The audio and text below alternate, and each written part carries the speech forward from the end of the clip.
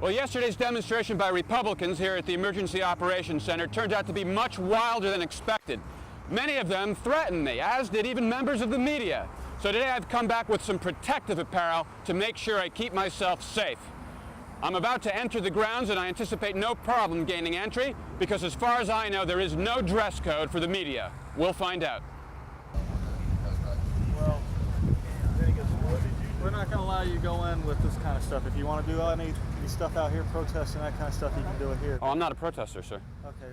I'm a member of the media. Okay, that's fine. I need to see your credentials. Sure. Okay, and we're not going to allow you in with that kind of stuff. If you want to do any demonstration of protesting, that's how you dress. Okay, that's fine. I'm not going to. You can do whatever you want. Could you please cite for me the statute which is applicable to this situation? Since I'm the legal authority here, I'm telling you to stay out here. You're more than welcome. But and I will not disobey you. It disrupts everything.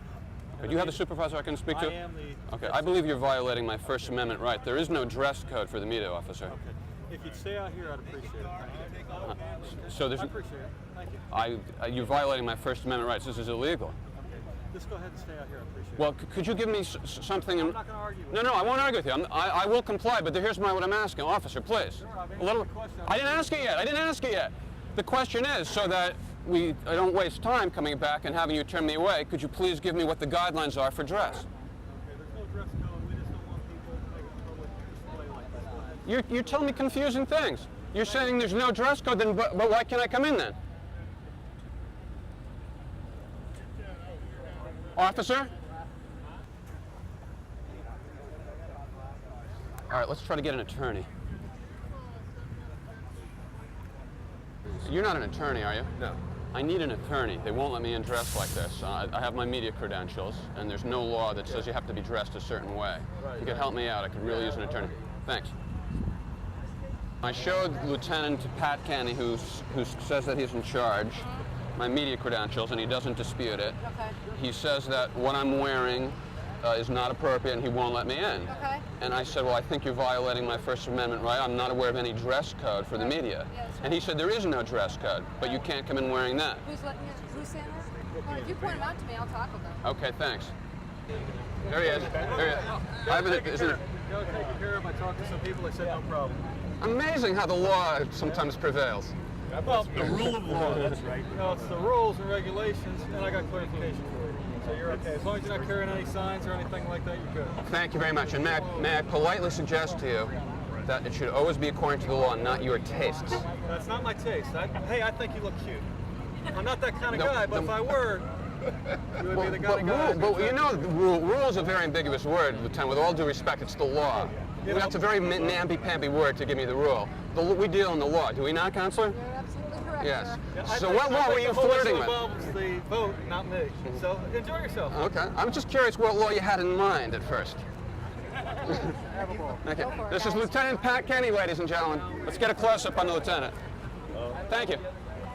Counselor, thank you for your help. I appreciate it. Bye-bye.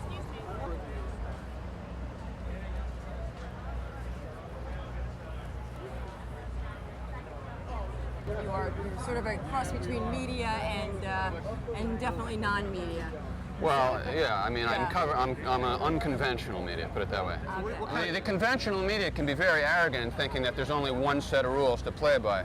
But there's actually an infinite amount of ways to tell a story, and all I'm doing is telling a story, just as everybody else is. Right. Only you're wearing better clothes. So. Thank you, Charles. Will you be observing the romantic fireworks between Judge Burton and Carol Roberts? The world is waiting to hear. Chuck is a great guy, But what? I don't think he's sunk to that depth. But I hope you've noticed that they're not sitting next to each other. Yeah, and you know why. Well, I know Yeah, they yeah. can't have that electricity between them. Okay. And we heard one other rumor while you were in there. Maybe you can follow up on this. We heard there's a rumor that Carol Roberts may be posing nude for Playboy. Have you heard anything about that? You are a counter, though, right? Will you be counting how many times they look into each other's eyes? Just wondering if we could get a comment on the affair between Judge Burton and Carol Roberts.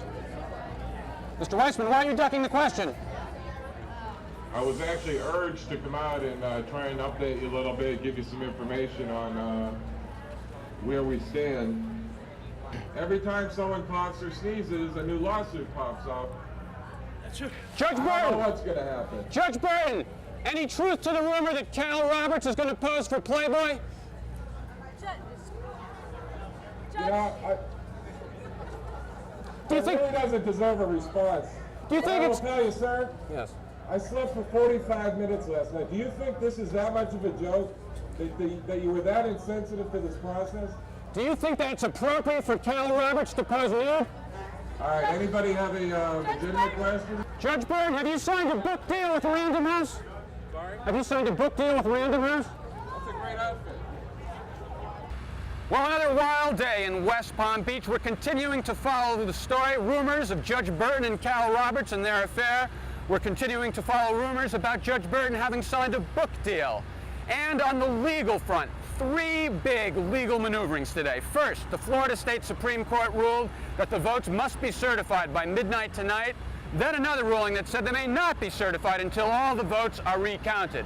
And in the biggest legal dispute of the day, this reporter was illegally denied access to the Emergency Operations Center.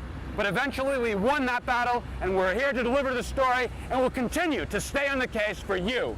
This is Jeff Norman reporting from West Palm Beach for the Norman Report.